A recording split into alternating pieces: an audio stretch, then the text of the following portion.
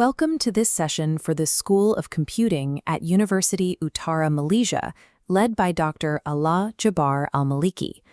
Imagine you are handed a sealed evidence bag containing a hard drive pulled from a suspected cyber attack. Your job is to identify and retrieve specific artifacts from that drive, while keeping the original storage environment completely intact.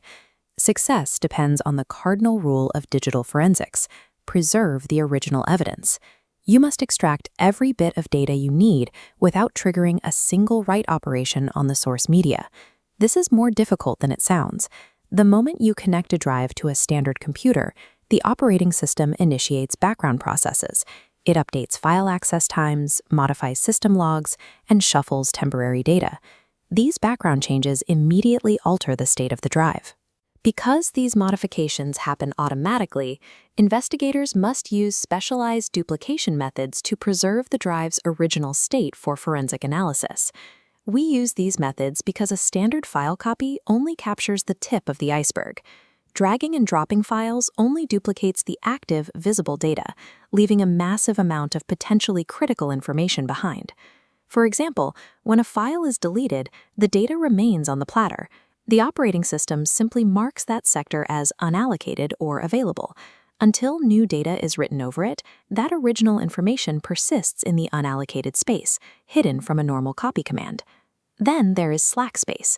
Because data is stored in fixed-size blocks called clusters, a small file might not fill its final block entirely. That empty remainder often contains fragments of whatever data occupied that cluster previously, including old passwords or email remnants.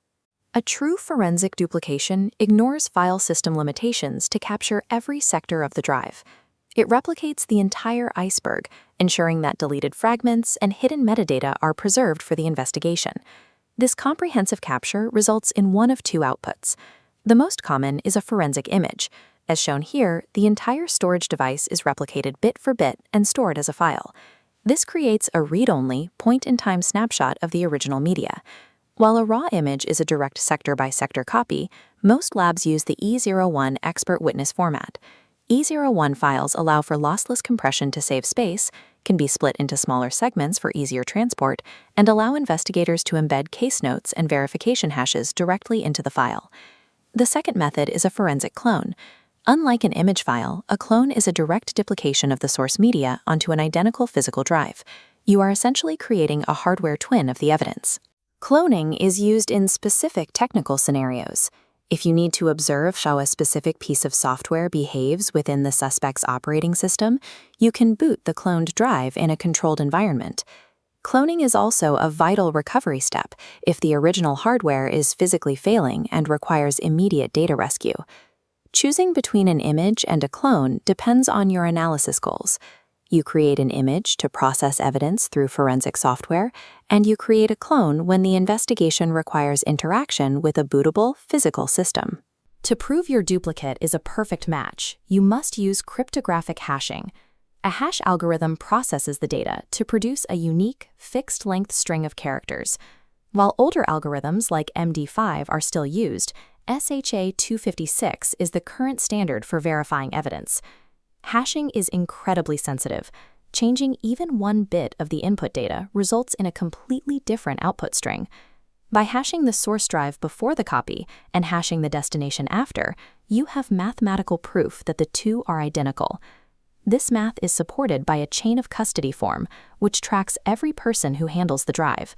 A critical part of this documentation is the use of a hardware write blocker, the device that physically prevents the workstation from sending any write signals back to the evidence drive. Test your understanding.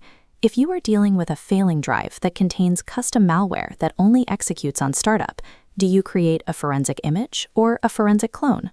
The answer is a clone.